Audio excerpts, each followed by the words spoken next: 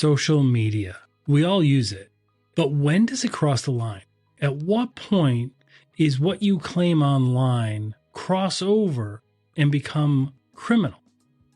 Join us today as we dive into the mind of the visionary responsible for one of the most infamous festival failures in history, the Fyre Festival. My question for you is this. After you hear what you're about to hear, does this rise to the level of criminal activity? Is this social media influencer fraud? Was it all deception, a Ponzi scheme, or a scam? Or was it simply completely disorganized and faced with uncontrollable challenges? You don't need to be a lawyer to make a call on this one, especially in light of the redemption story and the current plans to hold, and I kid you not, a Fyre Festival 2.0, slated to happen in the coming months this spring. Can a convicted fraudster truly redeem himself with a sequel to the event that landed him in prison in the first place? We want to hear what you have to say. Text our studio direct at 904-867-4466. That's 904-867-4466. Let us know what you think. Thanks for watching and listening. And now the show.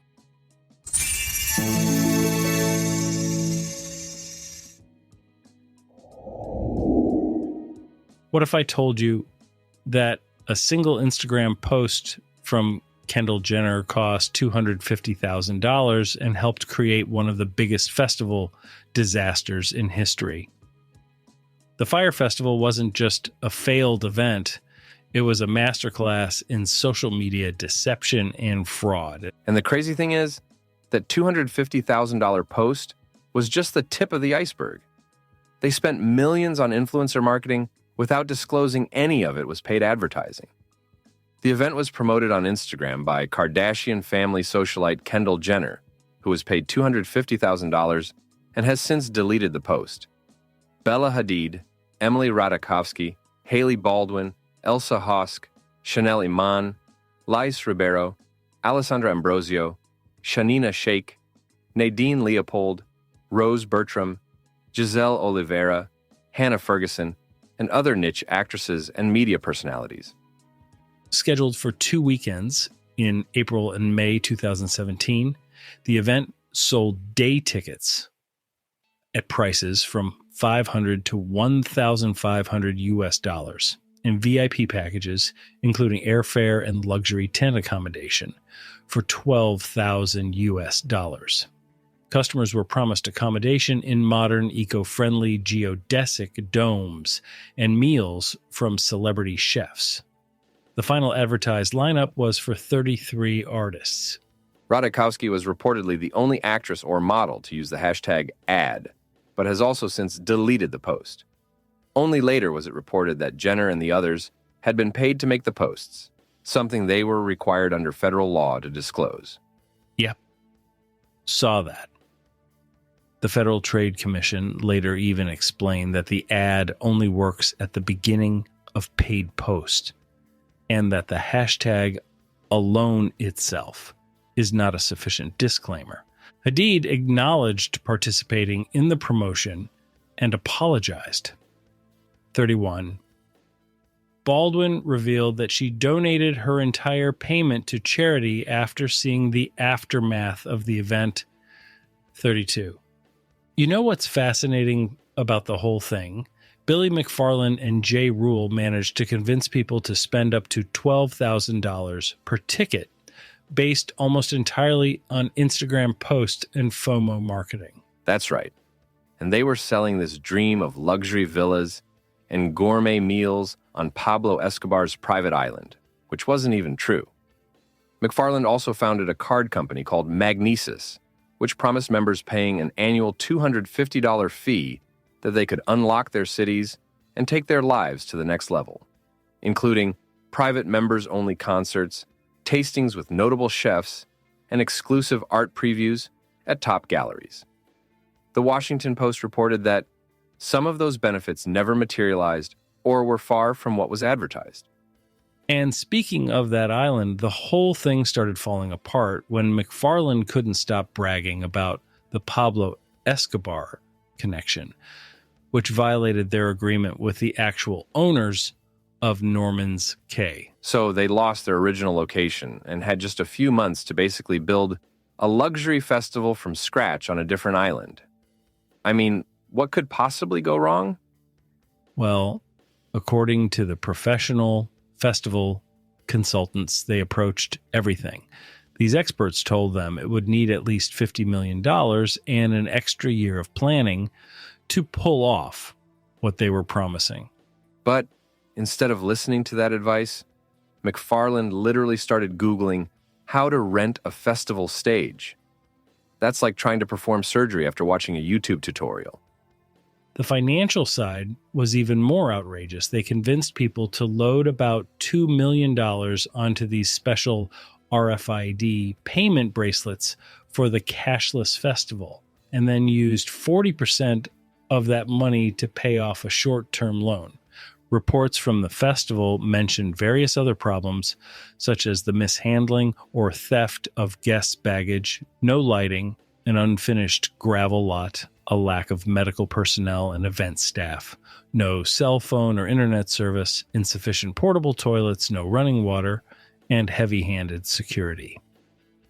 As the festival had been promoted as a cashless event, many attendees lacked money for taxi fare or other expenses. That sounds suspiciously like a Ponzi scheme. No wonder McFarland ended up with a 6-year prison sentence. I mean, it turns out he was friends with that Anna Delvey girl from Inventing Anna, who herself was a fraudster and went to jail. Yep, exactly. And let's talk about what actually happened when people arrived. They found FEMA disaster relief tents with soaking wet mattresses instead of luxury villas, and those now infamous cheese sandwiches in styrofoam containers instead of gourmet meals. Initial arrivals were taken to an impromptu beach party at a beachside restaurant where they were plied with alcohol and kept waiting for around 6 hours while frantic preparations at the festival site continued. McFarland had hired hundreds of local Bahamian workers to help build the site. Meanwhile, organizers had to renegotiate the guarantees they offered to the people who would be playing at the festival as costs spiraled out of control. Later arrivals were taken directly to the grounds by school bus, where the true state of the festival's site became apparent. Their accommodations were little more than scattered disaster relief tents with dirt floors, some with mattresses that were soaking wet as a result of the morning rain, and all of this was filmed by their phones and shared on social media while it was happening, instead of the gourmet food promised. There was nothing more than inadequate and poor quality food, such as cheese sandwiches served in foam containers. I read that although there were only about 500 people, there were not enough tents and beds for the guests.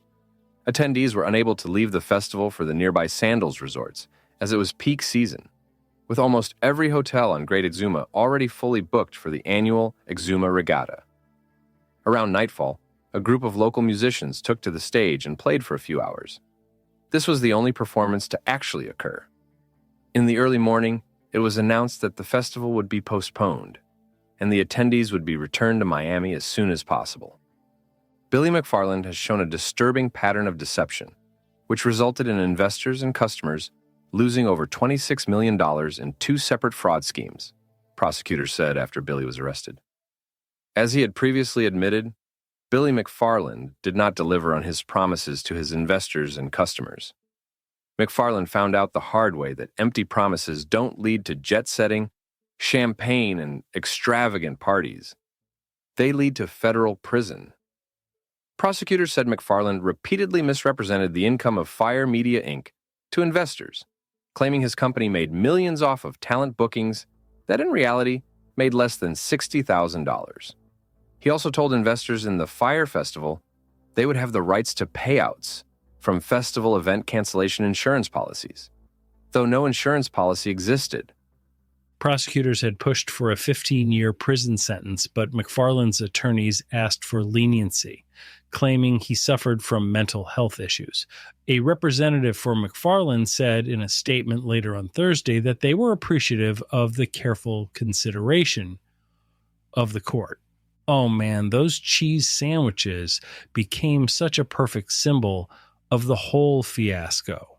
They went from promising uniquely authentic island cuisine with a $6 million catering budget to serving basically prison food. The real victims weren't just the festival goers, though. Hundreds of local Bahamian workers never got paid for their work, including a restaurant owner who catered for the staff and lost her life savings. That's right, though at least there was some justice there when the Netflix documentary came out, and people raised over $200,000 through crowdfunding to help her. People were outraged when Marianne Roll, the caterer at the resort in the Bahamas, revealed she had lost her entire life savings in order to feed Fyre Festival staff. She said that in the run-up to the festival, she was forced to cater for more than 200 workers with just 10 staff members at all hours of the day. Thankfully, after a documentary aired, a GoFundMe page was set up to help Roll, exceeding its target of $123,000. Her husband, Elvis Roll, said Marianne felt overwhelmed by the attention, but is grateful for the support she received. It means everything. It means we get something back from everything we put in, he said. It is like God is watching over us, she said. The chaos inspired 2 documentaries, one on Hulu and the other on Netflix, which recounted the sordid tale of Fyre Festival and how its fraudulent founder, Billy McFarland, allowed things to go so horribly wrong. One of the most memorable moments in the documentary was when McFarland's mentor, Andy King, the famous New York event planner, revealed he was willing to perform oral sex on a Bahamian official in order to secure water for the festival. Prepared to go through with it, King said he went home, took a shower, and drank some mouthwash. Not long after the documentary had aired, King became the subject of a wealth of hilarious memes, a response he said he was completely blown away by. Despite the whole saga, King told LA Times that he has not cut ties with McFarland. In March 2018, McFarland pleaded guilty to 1 count of wire fraud to defraud investors and ticket holders, and a 2nd count to defraud a ticket vendor while out on bail. In October 2018, McFarland was sentenced to 6 years in prison and ordered to forfeit $26 million. McFarland was facing charges related to both the Fyre Festival, where he used popular celebrities to help him convince people to spend thousands of dollars on tickets and flights to an event that never took place, and also for running a fake ticket-selling business that scammed unsuspecting victims out of at least $150,000. McFarland pleaded guilty to 2 counts of wire fraud in March related to the failed festival. He pleaded guilty to 2 more counts related to the ticket scam in July that year. Yes, and life in prison was real for him. Since he first reported to lockup, McFarland has served time at prisons in New York, where he worked an overnight job in a sewage treatment plant, Oklahoma City, and Ohio, where he contracted COVID-19. He applied for compassionate release on medical grounds in April 2020, while at the Elkton Federal Correctional Institution in Lisbon, Ohio, but was denied. McFarland was then held at the Milan Federal Correctional Institution in Milan, Michigan, as inmate number 91186-054. He was eventually released on August 30th, 2023, according to Bureau of Prison Records. The Milan prison where he was incarcerated is described as a low-security facility designed for 1,495 men. Prisoners are expected to follow strict routines and rules, as detailed in a prisoner handbook. Daily life starts early, with breakfast on weekdays from 6 to 7 a.m., followed by lunch at 10:30 a.m. and dinner at 4:30 p.m. Inmates must wear their shirts tucked in during the week from 7:30 a.m. until 4 p.m., but can go untucked on weekends and holidays. Prisoners can receive mail, but it is opened and inspected, except for legal correspondence. Newspapers and certain books are allowed, but electronic communication devices are not, though that rule appears to be widely flouted, and cell phones are plentiful. While McFarland has not been caught with a cell phone, he has made several phone calls, at least some of which he had to pay $3.15 per 15 minutes, including instances in which he told reporters of his COVID diagnosis and that he was being sent to an isolation room along with 160 other positive cases. He's also phoned in to participate in a podcast he started in 2020 called Dumpster Fire.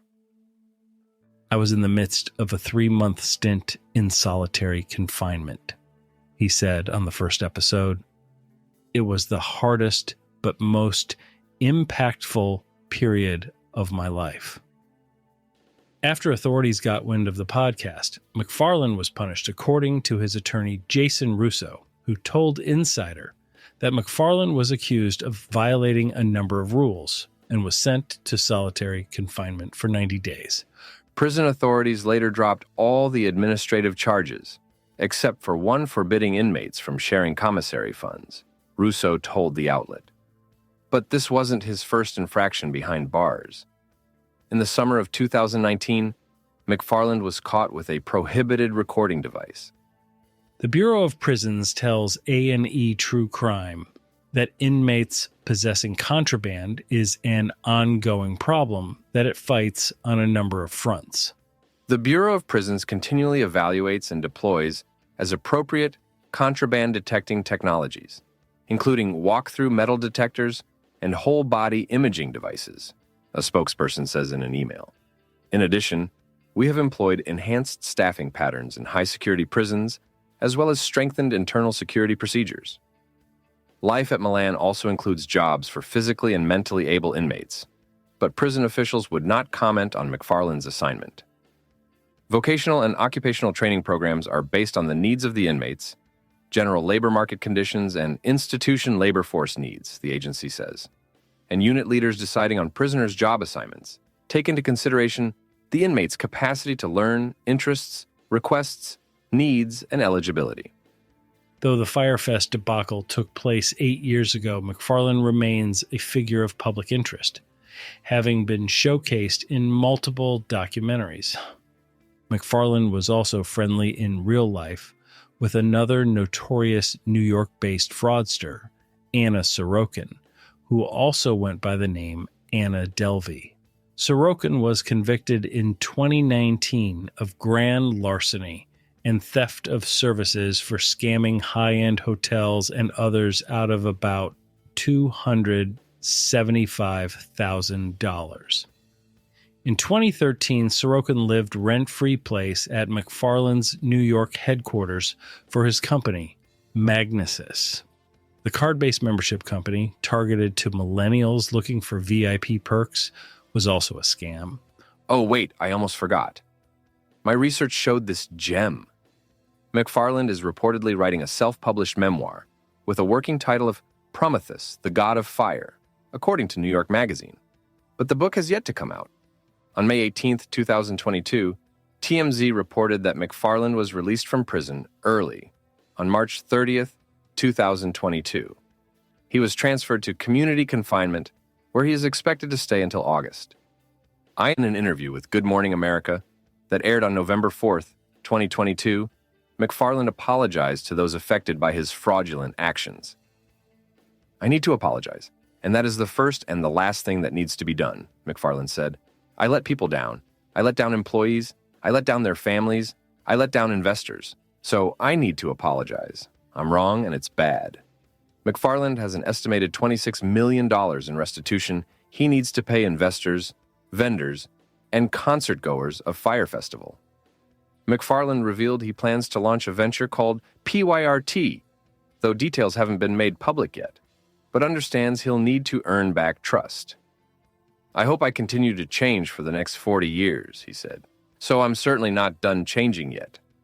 Billy was partially made a free man when he was released early from prison and transferred later to a halfway house in Brooklyn, New York. One such investor is John Nemeth, who works as a director of a construction company in New York and says he lost $180,000 of his life savings by trusting McFarland. Nemeth tells Rolling Stone that it was a joke to learn that the failed entrepreneur was sprung out of prison early. The man should be in jail for the rest of his life. He ruined my life. He says, I'm never going to recoup that money. He stole it. He has no business being out of jail. That's what happens when you are born from rich parents and you can afford the best lawyers, but you can't pay back the people that you've robbed. Federal prosecutors argued that U.S. District Court Judge Naomi Buchwald should sentence McFarland, whom they described as the consummate con artist, to a minimum of 15 years and 8 months behind bars. He betrayed and deceived his investors, customers, and employees while he was living the high life at his luxury apartment, traveling to exclusive locales, staying at luxury hotels, being chauffeured in his Maserati, and entertaining himself and his friends at restaurants, bars, and casinos, prosecutors wrote. McFarland did try to get a jump on his next business venture while behind bars. When COVID-19 was spreading quickly across prisons in spring of 2020, McFarland launched Project 315, a nonprofit venture aimed at helping prisoners reach their families and loved ones from behind bars by spotting inmates the $3.15 for a 15-minute call home. As of publication of this article, the site is no longer active. The terms of the agreement do stipulate that McFarland remain under supervisor release for 3 years, placing him under the jurisdiction of the U.S. Probation Office.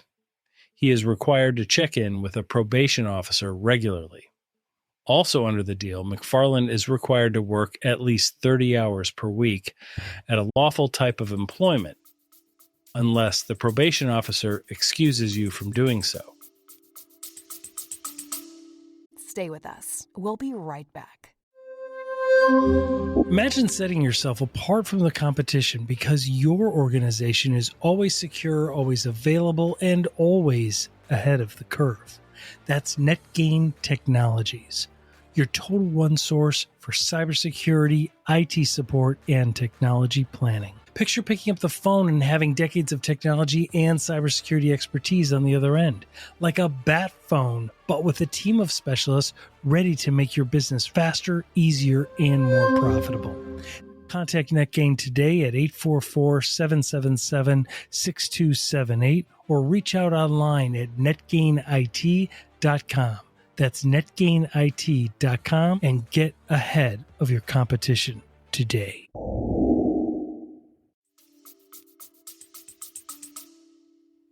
In October 2020, McFarland began another side hustle, this time starting a podcast called Dumpster Fire.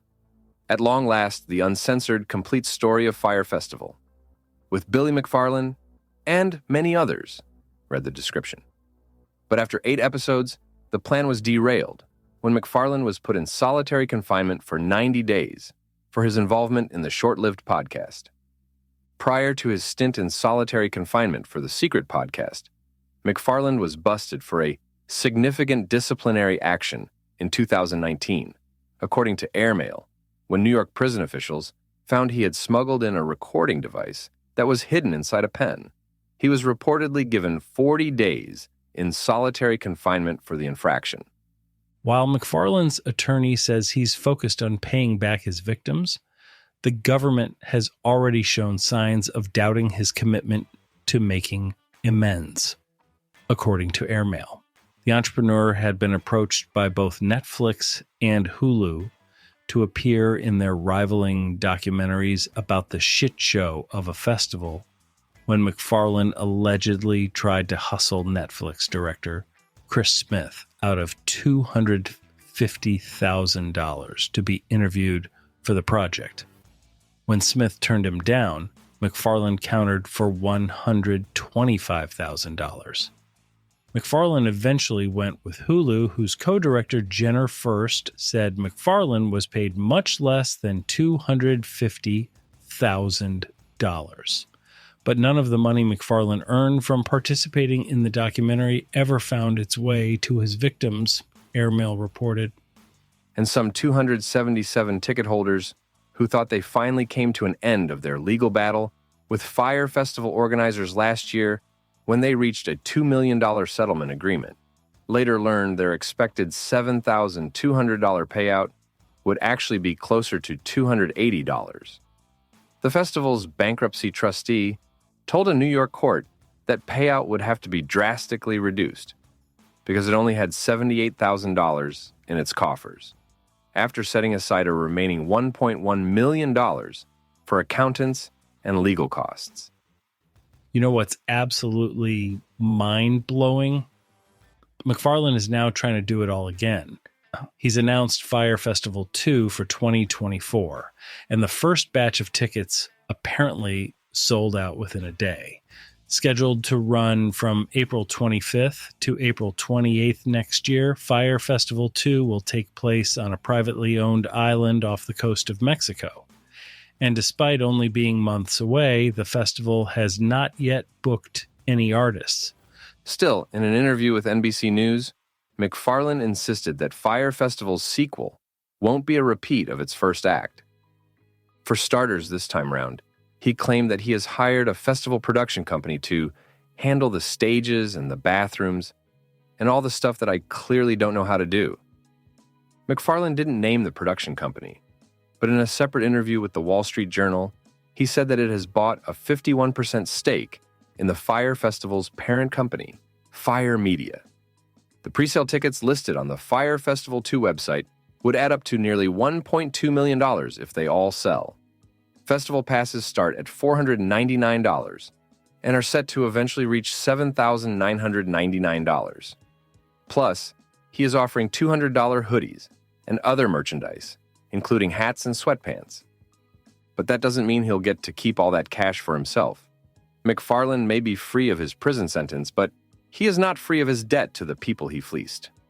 The court ordered the controversial entrepreneur to make financial amends to the investors and ticket vendors who were duped by McFarland's fantastical promises of yore.